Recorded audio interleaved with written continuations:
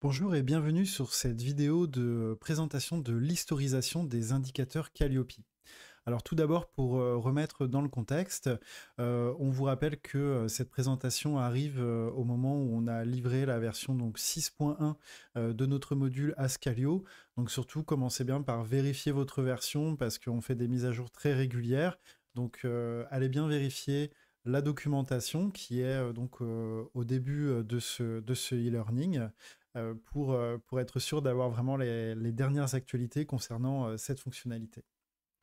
L'autre point à vous dire, c'est qu'effectivement, on a déjà réalisé une vidéo sur le sujet un petit peu plus général sur comment utiliser les indicateurs Calliope et la vue des indicateurs Calliope dans Ascalio.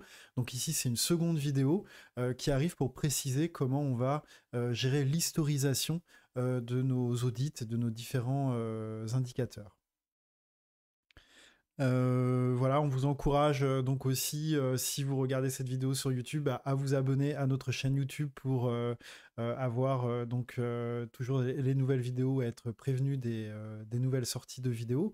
Vous pouvez aussi aller sur ascalio.com et recevoir les différentes informations concernant la mise à disposition de nouvelles releases. Aussi, cette fonctionnalité des indicateurs Calliope, elle est valable simplement avec la version par abonnement de notre module Ascalio. Donc, dans ce cas-là, eh bien, il faut que vous nous contactiez pour obtenir cette version par abonnement. Je pense que je vais rajouter quelques vidéos qui reprécisent les différents tarifs et puis de vous remettre aussi dans les liens accessibles à côté de ce e-learning et en description de la vidéo, les informations pour accéder à nos abonnements.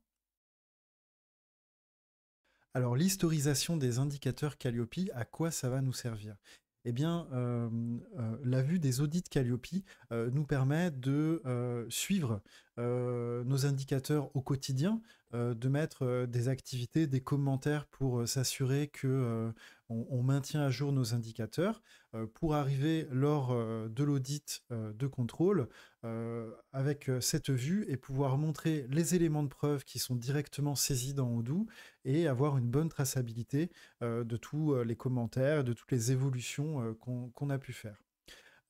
Simplement, lors d'un audit, effectivement, l'auditeur va pouvoir nous faire des remarques qu'on souhaite noter, qu'on souhaite peut-être historiser.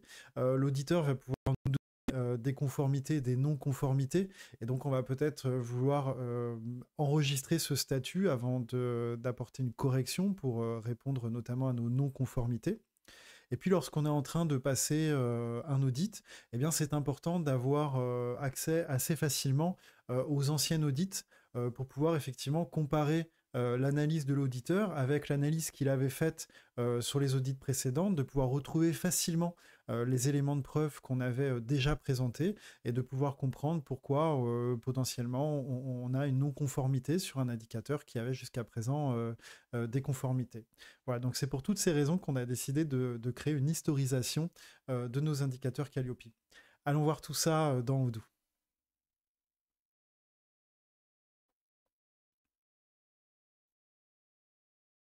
Voilà, donc on se retrouve dans une base de données qui est en version 19.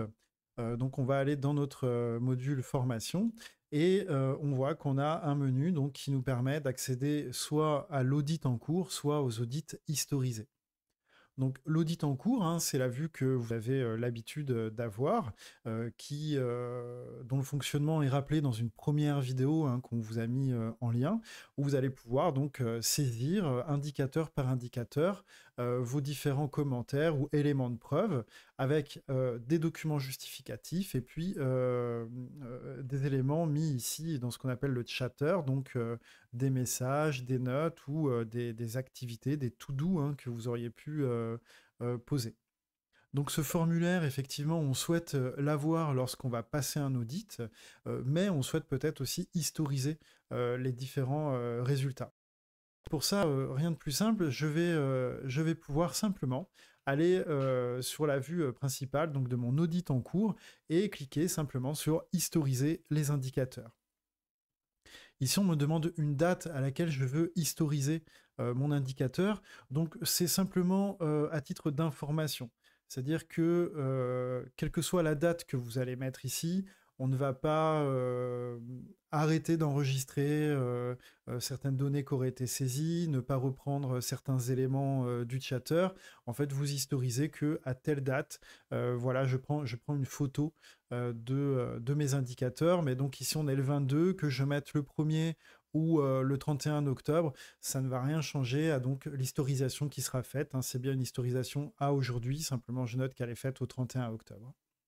Donc ici, voilà, je vais pouvoir ajouter ça dans mon historique. Et voilà, c'est déjà fait. Hein, ici, je peux donc aller dans Audit historisé pour retrouver les différentes historisations qui ont été faites, notamment voilà, la dernière hein, du 31 octobre, qui est donc de base regroupée par date, puis par critère.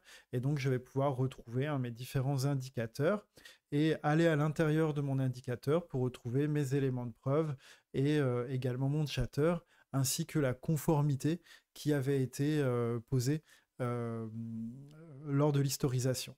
Donc ça va me permettre effectivement de faire cette historisation juste avant de recevoir l'auditeur. Comme ça, si sur un indicateur, eh bien, l'auditeur m'informe que j'ai une non-conformité, par exemple, eh bien voilà, je vais pouvoir tracer ça. Donc je sais qu'à un moment donné, j'étais conforme. L'auditeur m'a mis non-conformité. Je vais pouvoir effectivement noter les différentes raisons de la non-conformité. Et ça, je vais pouvoir effectivement l'historiser pour le prochain audit. Donc ici, hein, de cette façon, voilà, je peux par exemple préhistoriser voilà, au 1er novembre mes indicateurs, hein, où je note que j'avais bien une non-conformité sur l'indicateur 1. Et puis maintenant, je vais pouvoir préparer les réponses ou le prochain audit en cours. Et donc, je pourrais tout remettre, par exemple, à vérifier. Les éléments de preuve, peut-être je vais garder cet élément-là, mais tout le reste, je vais le supprimer, de façon à noter les différents éléments de preuve. Et donc, je sais que j'ai une historisation. Lorsque je suis avec l'auditeur, il peut être important d'avoir accès rapidement aux différents éléments qui avaient été vus sur les précédents audits, notamment si effectivement il y avait des non-conformités. Donc simplement, dans mon indicateur, en cliquant sur historique de l'indicateur, je vais pouvoir rapidement retrouver les différents historiques qui avaient été vus, et voilà, et revenir pour retrouver les infos, retrouver ce que m'avait dit l'auditeur, et donc pouvoir revenir comme ça sur mes critères pour avoir plus d'informations à donner à mon auditeur. Voilà pour une présentation succincte de cette nouvelle fonctionnalité. Donc encore une fois, allez bien consulter la documentation pour vérifier que vous êtes bien sur la dernière version et que vous avez bien les infos sur toutes les fonctionnalités disponibles. Merci, à bientôt pour une prochaine vidéo.